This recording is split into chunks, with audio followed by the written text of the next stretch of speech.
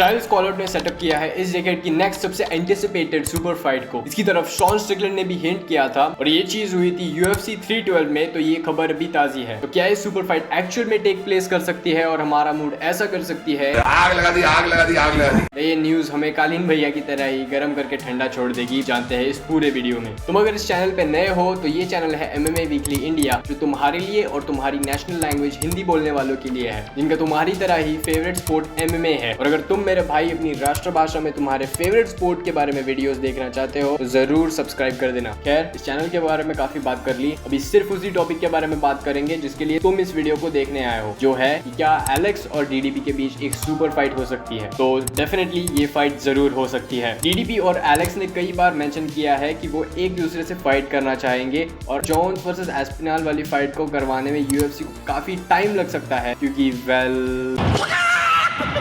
इसकी वजह से UFC एक सेकेंडरी मनी फाइट पर डेफिनेटली डिपेंड करेगी। और जैसा कि तुम्हें पता है कि एलेक्स परेरा इस टाइम पे UFC का सबसे बड़ा पेपर व्यू स्टार है, तो अगर UFC उसको एक सुपर फाइट में डाल देती है तो डेफिनेटली उसकी मदद से UFC काफी सारा पैसा कमा सकती है। लेकिन हर सुपर फाइट की तरह इस सुपर फाइट के साथ भी एक काफी long list of terms and conditions attached होने वाली है। आगे की वीडियो में इन्हीं सारे टर्म्स एंड कंडीशंस के बारे में बात होगी, तो मेरे भाई आराम से खाना वाला लेके बैठ जा। जहाँ अगर हम फर्स्ट टर्म स्लैश कंडीशन के बारे में बात करें तो वो है एलेक्स परेरा का जीतना मागोमेडआंकलाएव के अगेंस्ट, जो आई थिंक आराम से हो सकता है। आई नो कि तुम क्या कहोगे कि मागोमेडआंकलाएव एलेक्स परेरा को रेसल करके हरा देंगे, कि एलेक्स परेरा की ग्रैपलिंग उनकी फाइट्स में उतनी ही दिखती है जितनी जापानी ब्लू फिल्म में चूत वगैरह वगैरह वगैरह वगैरह वगैरह। लेकिन मागोमेडआंकलाएव की जो ग्रैपलिंग के बारे में तुम इतना बोल रहे हो ना, वो ग्रैपलिंग उसके फाइट स्टाइल का बेस भी नहीं है। मागोमेडआंकलाएव का एक्चुअल बेस है स्ट्राइकिंग, और वो ट्वीट पे ट्वीट किया जा रहा है कि भाई मैं एलेक्स परेरा को नॉकआउट मारूंगा, ये घुसड़ दूंगा, वो घुसड़ दूंगा। अबे किस वीडियो में बोल रहा हूँ यार मैं। कुछ दिनों में एलेक्स परेरा वर्सेस मागोमेडआंकलाएव में कौन जीतेगा ये डिसाइड करने के लिए तुम्हारे लिए वीडियो जरूर डालूंगा, लेकिन इस वीडियो में इतना ही याद रखो कि एलेक्स परेरा ही जीतेगा। और इसी के चलते एलेक्स वर्सेस DDP की जो पहली टर्म स्लैश कंडीशन थी वो तो पूरी हो गई, लेकिन दूसरी टर्म स्लैश कंडीशन क्या है, जो तुमने ऑब्वियसली गेस कर लिया होगा,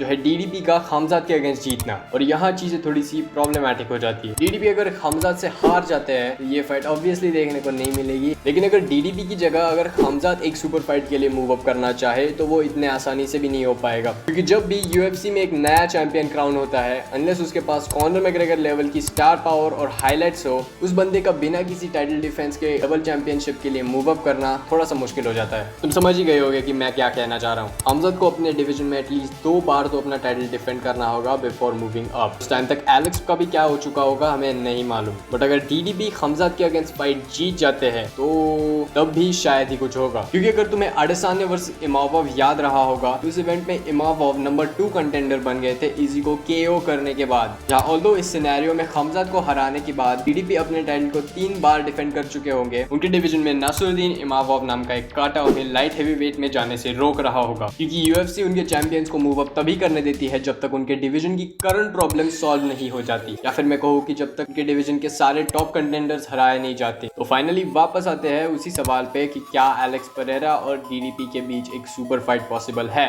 तो hypothetically yes, but realistically no. मुझे पूरा भरोसा है कि एलेक्स परेरा मागोमेडआंकलाएव के अगेंस्ट जीत जाएंगे, लेकिन जब बात आती है DDP वर्सेस हमजाद की, तो I think DDP will fall short and Hamzad will definitely become champion. Anyways, ये था आज का वीडियो। तुम्हारे अगर कोई और ओपिनियंस होंगे, जैसे कि मागोमेडआंकलाएव वर्सेस एलेक्स परेरा के बारे में या DDP वर्सेस हमजाद के बारे में, be sure to drop them in the comments below।